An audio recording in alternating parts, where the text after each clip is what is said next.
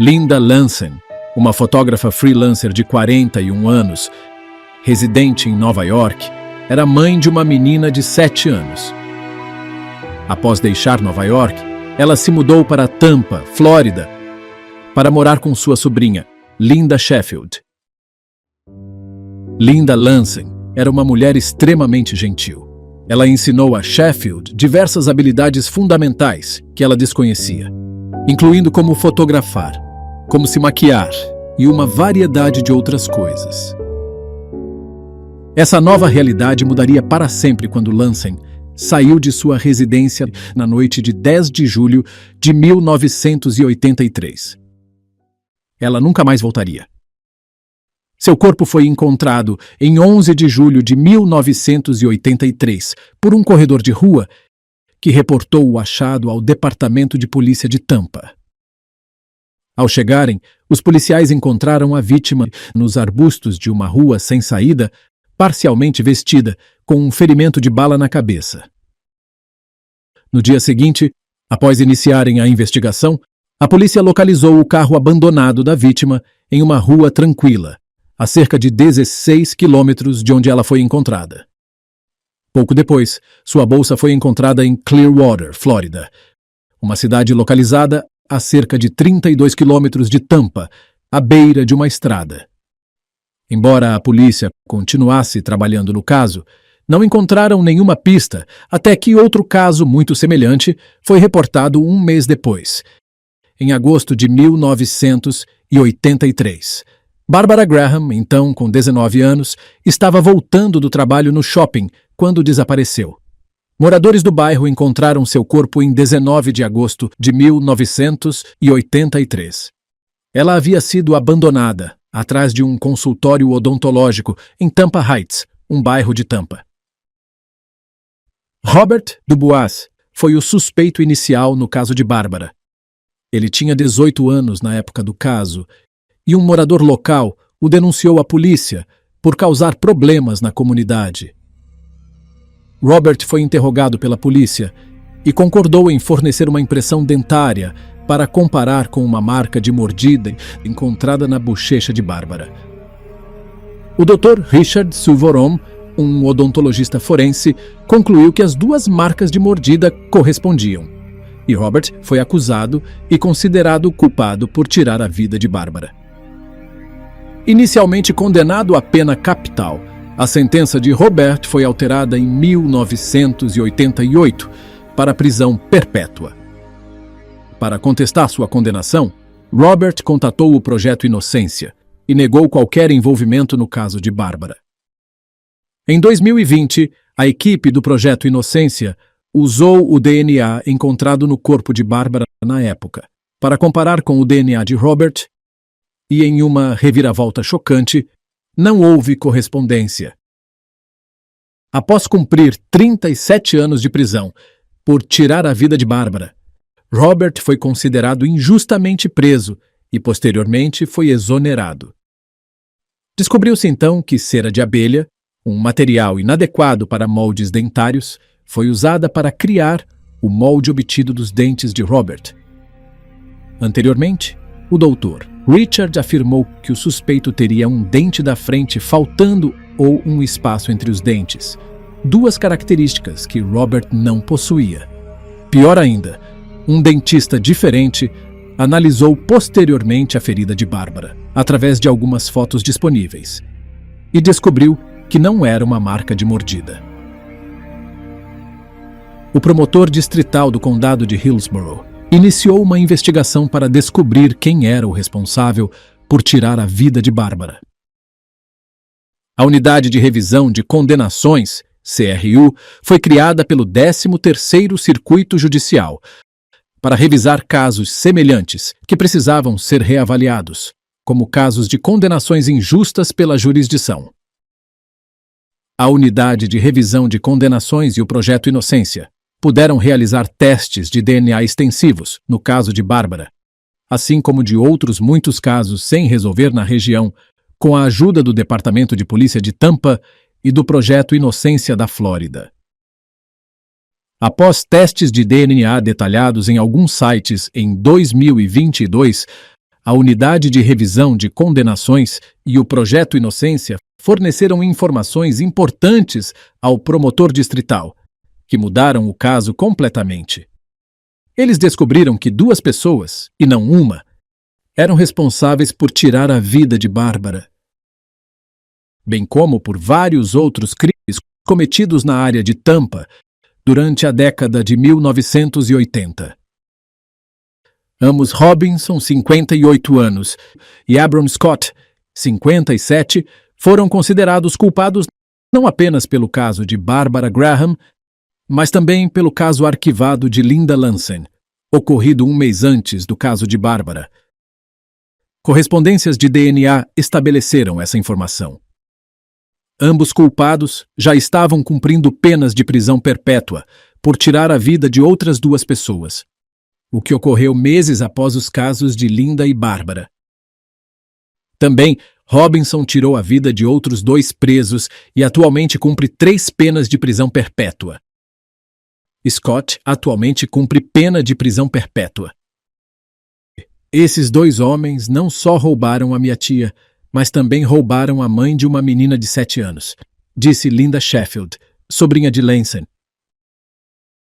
Em 6 de junho de 2020, um sábado comum para os residentes de Akron, famosa por seu estilo de vida relaxado de cidade pequena, as rotinas matinais começaram. Brian Joseph Powers, de 43 anos, e seu amigo Carlton Amos também seguiam sua rotina. Brian estava feliz em seu apartamento, celebrando 7 meses de sobriedade. Cerca de uma semana depois, em 13 de junho de 2020, Brian visitou a casa de sua amiga Corleta, com uma bebida na mão, como de costume. Era o ritual de fim de semana deles. Ele sentou-se em uma cadeira giratória, brincando que estava grávido, fazendo todos rirem. Após passar algum tempo na casa de Corleta, ele foi embora, por volta das 20 horas. Apenas 12 horas depois, na manhã seguinte, por volta das 8 horas, um jardineiro caminhava pela calçada perto da East Butchell Avenue e encontrou o corpo de Brian, deitado de bruços no chão, em frente à Chapel Church, no centro de Akron. Em 11 de abril de 1977, Walter Powers e Veronica Fremont deram à luz Brian Joseph Powers. Ele sempre foi uma pessoa sociável, cresceu e frequentou a Garfield High School. Brian era um defensor ativo da comunidade LGBTQ+, e era conhecido como Egypt. Amava filmes antigos, cozinhar e conhecer novas pessoas. Seus amigos e familiares diziam que ele estava sempre sorrindo e tinha uma risada contagiante. No entanto, crescer como um homem negro transgênero no sul de Akron não foi fácil nas décadas de 1970 e 1980. Brian era muito espiritual e acreditava que Deus o amava, independentemente de sua identidade sexual, mas lutou contra o abuso de substâncias e a insegurança habitacional por anos.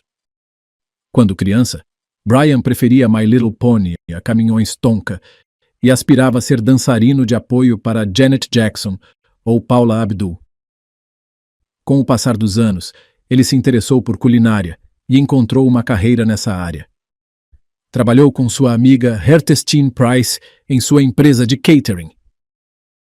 Próximo de alcançar estabilidade em sua vida, ele queria lançar sua própria empresa de camisetas.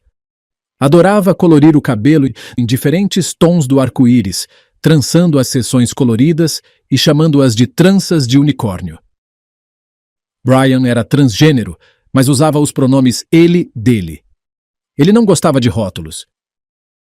A polícia foi chamada ao local do crime e notou que a vítima tinha cachos castanhos e ferimentos de bala nas coxas. A investigação começou e a polícia identificou que a causa da morte foi um único projétil que atravessou ambas as coxas.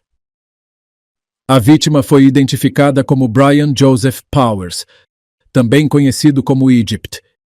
A polícia começou a vasculhar a área, mas não encontrou projéteis ou cápsulas, nem testemunhas do ocorrido. Nem mesmo a autópsia conseguiu determinar quando o assassinato aconteceu. No entanto, após verificar o celular recuperado no local do crime, descobriram que Brian fez sua última ligação por volta das 3 horas da manhã, apenas 5 horas antes de seu corpo ser encontrado. Também foi revelado que ele caminhou cerca de 100 metros antes de cair em frente à igreja chamada The Chapel, onde morreu. Quando Carlton Amos recebeu uma ligação de seu vizinho em 13 de junho de 2020, informando que Brian estava morto, ele não conseguiu dormir naquela noite. O único pensamento que conseguia ter era que aquilo era um pesadelo. Brian havia lhe confidenciado que de alguma forma sentia que sofreria um destino violento. Vivian Power-Smith, irmã de Brian, ficou arrasada com a notícia da morte de seu irmão, mas acreditava que seu irmão mais velho e seus avós estavam cuidando dele em seus últimos momentos. Eles confiavam na polícia para fornecer as respostas. A investigação começou com um interrogatório detalhado de seus amigos e familiares. Descobriram que Brian não era de fugir de uma briga. Ele era conhecido por defender a si mesmo e aos outros. Durante seu serviço memorial em junho, mês de sua morte, um homem gay afro-americano contou a Vivian como Brian o havia protegido de um homem predador no centro de transporte. Desde então, eles mantiveram contato e sempre conversavam antes de pegar seus ônibus. Portanto, a investigação subsequente se baseou na suspeita de que Brian havia se envolvido em uma disputa com alguém antes de sua morte. Apesar das chances parecerem pequenas, já que não havia sinais de luta, era possível que alguém tivesse vindo se vingar de uma briga anterior. Os dias se passaram, mas nenhuma nova informação surgiu. Amigos, familiares e detetives tentavam desesperadamente encontrar um suspeito ou uma testemunha. Apesar de uma investigação em andamento, a família de Brian sentia que sua raça e sexualidade afetavam o ritmo do caso. Eles alegaram que ele não estava recebendo atenção e recursos da polícia na comunidade porque era negro e se identificava como transgênero. Vivian, irmã de Brian, estava incomodada com o silêncio dos detetives. Ela disse: "Pouco do que ele é. Por favor, ligue. Ligue para a polícia e diga a eles." Em outra tentativa de encontrar uma testemunha, a família de Brian criou uma página GoFundMe para arrecadar dinheiro para uma recompensa, que totalizou mais de $2.000. A investigação não havia dado frutos até então, e a família suspeitava que se tratava de um crime de ódio. Em agosto, uma vigília foi planejada para exigir justiça para Brian e destacar o aumento dos crimes contra a comunidade LGBT em Akron. Brian tinha um jeito especial com as pessoas. Em 10 minutos de conversa, ele se tornava melhor amigo de todos. Todos que o conheciam sentiam como se o conhecessem há anos, mesmo após poucos minutos de interação. Para mim, não sei se foi algo aleatório ou se alguém o viu vestido como Egypt e decidiu atirar. É como se as pessoas os tratassem como se fossem descartáveis e alguém o roubou. Você não tinha o direito de fazer isso. Não importa se ele era gay, hétero, transgênero, disse Vivian. Vivian veio a público e admitiu à mídia que Brian havia se envolvido em uma briga uma semana antes de sua morte, quando 2 estranhos o chamaram de um nome depreciativo. "Eu tive que mostrar a eles quem eu era", disse Brian. No entanto, a polícia não estava ciente do incidente. A irmã de Brian reclamou da comunicação inconsistente dos detetives, que demoravam 1 semana ou mais para retornar suas ligações. No entanto, o porta-voz da polícia de Akron, o tenente Michael Miller, disse que o departamento estava fazendo tudo ao seu alcance para encontrar o culpado. Mas os detetives estavam em um impasse, porque nenhuma testemunha havia se apresentado até então. Com a falta de informações, os investigadores não puderam solidificar um motivo e só podiam especular. Ele enfatizou que a identidade de gênero de Brian não afetou a abordagem ou o rigor do departamento no caso. Em 2021, ainda não havia atualizações sobre a investigação. O tenente da polícia de Akron, Michael Miller, deu outra declaração. Quero que a família saiba que ninguém neste departamento de polícia se esqueceu do Sr. Powers. E queremos muito poder proporcionar um senso de justiça e encerramento para eles em relação a essa perda trágica. Vivian esperava que o culpado se entregasse. Ela disse: tenho que rezar para que Deus toque seu coração e você faça a coisa certa. Nunca é tarde para fazer a coisa certa. Os policiais se esforçaram para dar um encerramento à família de Brian, seguindo as pistas ao longo dos anos. A polícia identificou um suspeito, embora como o suspeito foi identificado, não tenha sido divulgado ao público. Investigações adicionais, evidências, entrevistas e dicas confirmaram o envolvimento de Bobby Lee Bell no assassinato de Brian. Finalmente, em 9 de março de 2023, a Força-Tarefa de Fugitivos Violentos do Norte de Ohio e a polícia local o encontrou na South Arlington Street na manhã de 9 de março de 2023. Ele foi acusado de assassinato, posse de crack, posse ilegal de arma de fogo, manuseio inadequado de arma de fogo dentro de um veículo motorizado e posse de apetrechos para drogas. Bell foi detido na prisão do condado de Summit e foi acusado em 10 de março de 2023 no Tribunal Municipal de Akron, onde recebeu uma fiança de $1 milhão até seu julgamento em 29 de março. Mesmo que o motivo do assassinato de Brian não estivesse claro, Bobby Lee Bell, residente de Cuyahoga Falls, parecia ter um longo histórico criminal. Em 1993, Bell foi preso por tentativa de homicídio qualificado e roubo qualificado, e foi libertado em 2008. No entanto, ele cumpriu mais tempo por tráfico de drogas. Novamente, no final de 2021, ele foi acusado de tráfico de substâncias que afetam atualmente o país, bem como de posse de armas, pelo qual foi condenado a 3 anos de liberdade condicional. Após sua prisão no caso de Brian Shea Powers, a polícia divulgou uma declaração. Como sempre, o Departamento de Polícia de Akron é grato pela forte parceria com a Força-Tarefa de Fugitivos Violentos do Norte de Ohio. Como eles, esgotaremos todos os esforços e reviraremos qualquer pedra para levar infratores violentos à justiça. Qualquer perda de vida é trágica, e espero que esta prisão tenha proporcionado um encerramento para a família Powers e aqueles que o conheciam e se importavam com ele.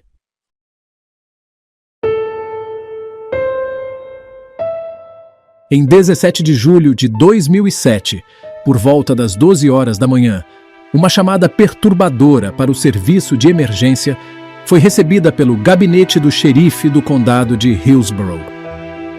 Na chamada, um proprietário relatou uma altercação fatal que ocorreu entre ele e uma inquilina. Os agentes do gabinete do xerife partiram imediatamente para o local. Ao chegarem ao Nature's Trail Mobile Home Park, encontraram uma cena horrível. O parque estava localizado na Morse Pridgett Road, em Tonotosassa, Flórida. O proprietário que fez a chamada era Jonathan Burns, um homem de 43 anos que tinha a copropriedade do parque e também morava lá. Ele contou aos agentes a mesma história que contou ao operador do telefone de emergência, de como se envolveu em uma briga com uma inquilina e tirou sua vida em legítima defesa. Ele alegou que foi sua inquilina quem o atacou primeiro e mostrou aos agentes, como prova dessa alegação, 2 perfurações no abdômen. Em seguida, ele levou os agentes ao local do caso, que ficava do lado de fora do trailer da inquilina, Tonya Auchtman. Lá, encontraram seu corpo sem vida, deitado de costas e coberto de sangue. Tinha sido atingida 4 vezes no peito com uma faca e tinha um grande corte no pescoço. Os agentes encontraram um rastro de sangue na mesma área. perto de uma lixeira, a apenas 9 metros do corpo. Ao seguirem o rastro de sangue, descobriram que ele terminava dentro do trailer de Burns. Ao revistarem o trailer, também encontraram a faca usada, que ainda estava coberta com o sangue da vítima. Enquanto o corpo de Tonya era levado para o Instituto Médico Legal para exame, Burns foi para o hospital para tratar seus ferimentos.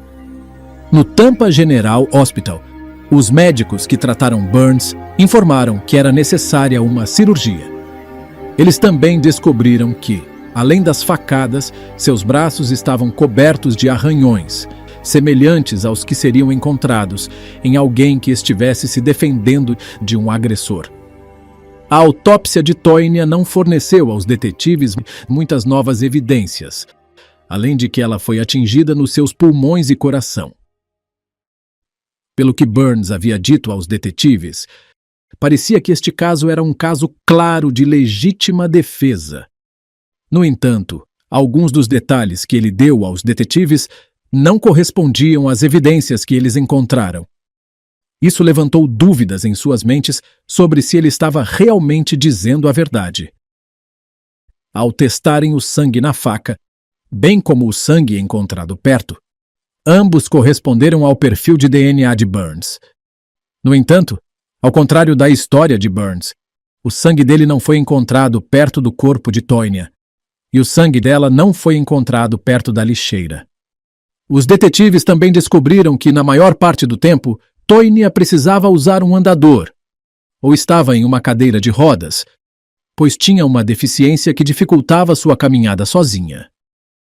Com essa condição, era duvidoso que ela tivesse sido capaz de atacar alguém sozinha, especialmente com a intenção ou capacidade de feri-lo gravemente. Na época, em 2007, os investigadores queriam acusar Burns por tirar a vida de Tonya, pois suspeitavam muito de sua alegação de que agiu em legítima defesa. No entanto, o Ministério Público concluiu que não havia evidências suficientes para refutar a versão dos eventos de Burns quando o caso foi apresentado a eles. Como os detetives, na época, não tinham nenhuma evidência sólida para ir contra as alegações de Burns, eles tiveram que deixar o caso de lado e, eventualmente, ele esfriou. Permaneceria arquivado por mais 14 anos. Finalmente, em 2021, a unidade de casos arquivados do gabinete do xerife do condado de Hillsborough começou a revisar o caso na esperança de encontrar novas pistas. Depois de analisar de perto todas as evidências circunstanciais e físicas, em 14 de janeiro de 2022, um detetive foi à casa de Burns para entrevistá-lo sobre os eventos que cercaram o caso de Tonya. Ao recontar os detalhes daquela noite terrível, Burns deu ao detetive as mesmas informações que já tinha dado.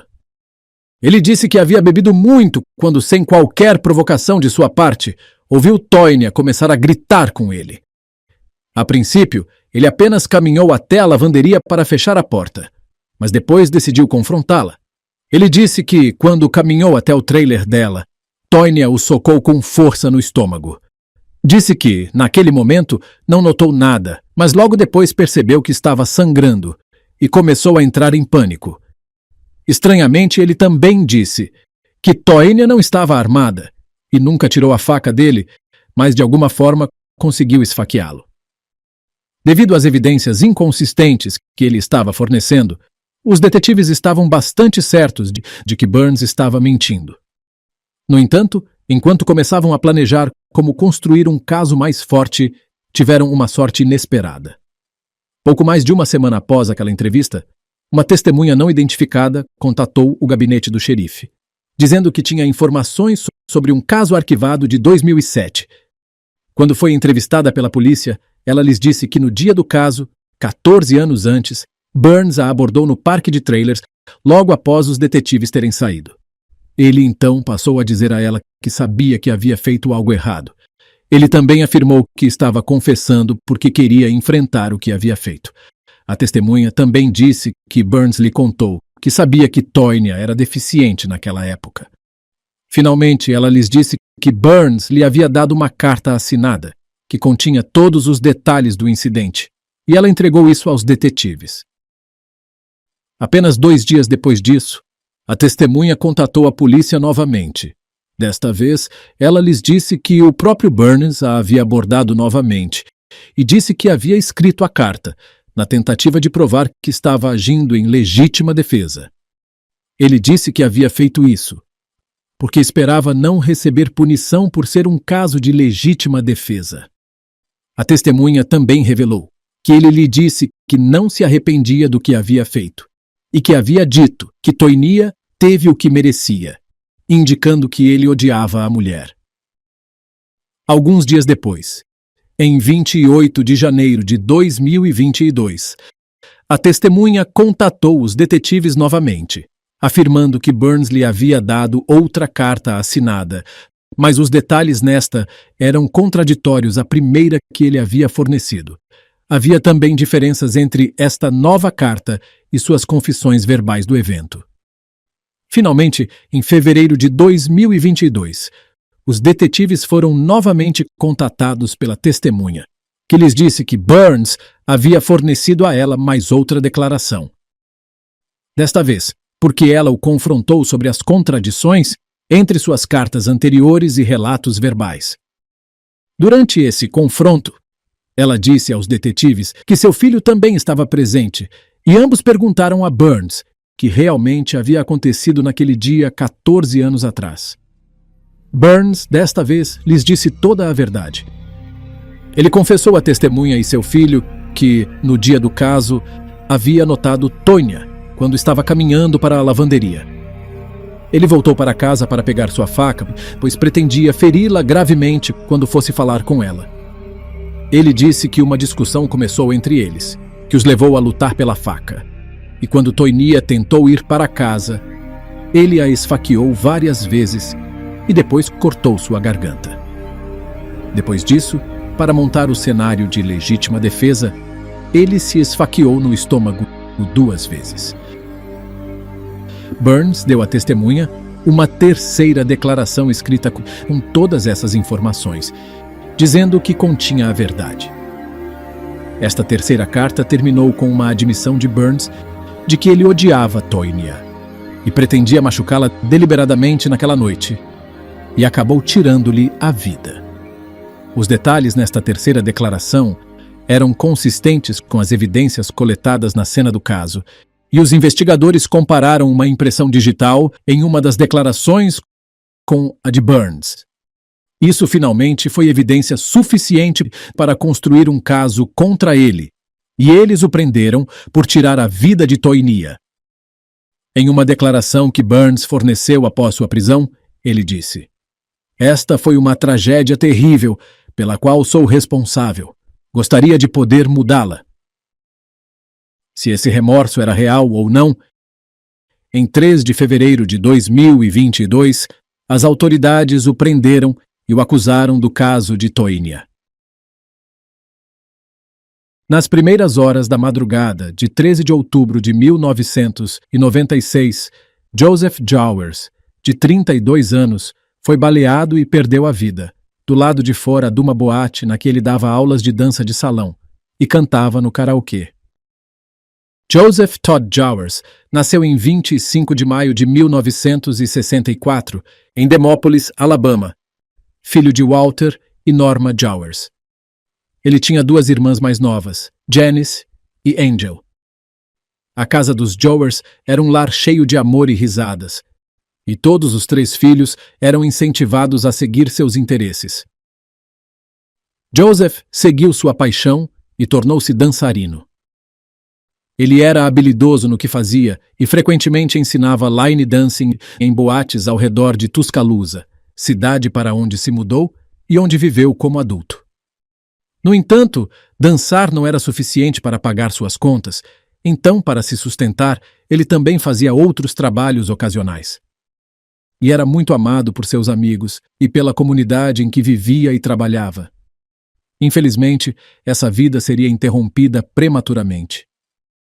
Em 12 de outubro de 1996, Joseph foi ao que era então o Classic Lounge, em Tuscaloosa. Esta era uma boate popular, que ele frequentava regularmente, onde era conhecido por ensinar line dancing e cantar karaokê. Após uma longa noite de festa, nas primeiras horas do dia seguinte, 13 de outubro, por volta das 2 horas da manhã, ele estava acompanhando uma amiga até o carro dela. Após uma breve conversa, ele começou a caminhar de volta para o próprio carro e ela entrou no dela.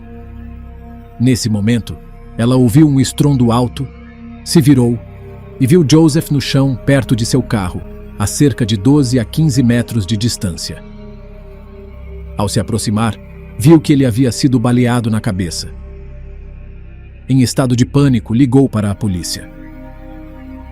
Quando os detetives revistaram os bolsos de Joseph, não encontraram dinheiro algum, o que os levou a pensar que o roubo era o provável motivo do caso.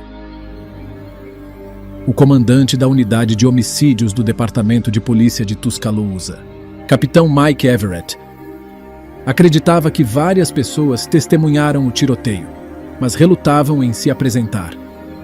No entanto, a polícia entrevistou várias pessoas e recebeu algumas informações de indivíduos que testemunharam o caso ou estavam na área na hora.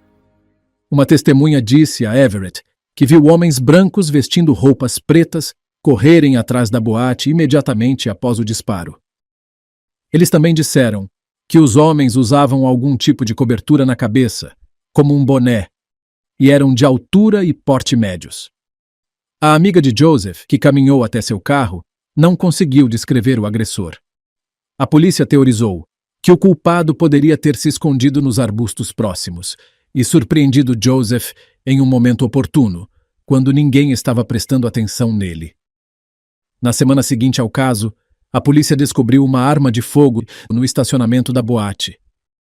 Isso animou os detetives, pois acreditavam que era a arma do caso, mas não conseguiram encontrar evidências nela que os ajudasse a rastrear o culpado.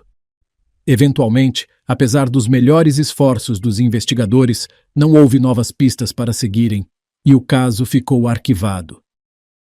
Por 24 anos, o caso permaneceu adormecido até outubro de 2020, quando o Departamento de Polícia de Tuscaloosa reabriu o caso e fez um apelo público para que as pessoas se apresentassem com informações sobre o caso. Embora os detalhes da nova investigação sejam escassos, pois nunca foram divulgados ao público, sabe-se que os investigadores foram liderados pelo capitão Jack Kennedy, da Unidade de Crimes Violentos, do gabinete do xerife do condado de Tuscaloosa. Esses investigadores trabalharam arduamente por 2 anos, reavaliando as evidências antigas, revisando os arquivos do caso e localizando e reentrevistando as testemunhas. Finalmente, em 23 de dezembro de 2022, 26 anos após o caso, o gabinete do xerife do condado de Tuscaloosa anunciou a prisão de Thomas Terry Johnson Jr., agora com 49 anos. Nenhuma informação foi divulgada sobre as evidências que os levaram à prisão, mas Johnson é conhecido por ter um passado violento e por possuir armas de fogo. Johnson foi fichado na cadeia do condado, logo após sua prisão, e atualmente está detido lá com fiança fixada em $75 mil americanos. Infelizmente, quase toda a família de Joseph havia falecido antes que o culpado fosse finalmente encontrado. Eles nunca puderam receber o fechamento que poderiam ter obtido ao saber quem tirou a vida de seu ente querido. Ao longo dos anos, e tão recentemente quanto em 2017, sua família, incluindo sua avó já falecida, Sibylle Malone, apelou ao público por informações. Após a prisão, nenhum deles estava disponível para comentar. No entanto, esperamos que os membros sobreviventes sintam algum tipo de satisfação ao saber que seu assassino agora está enfrentando a justiça.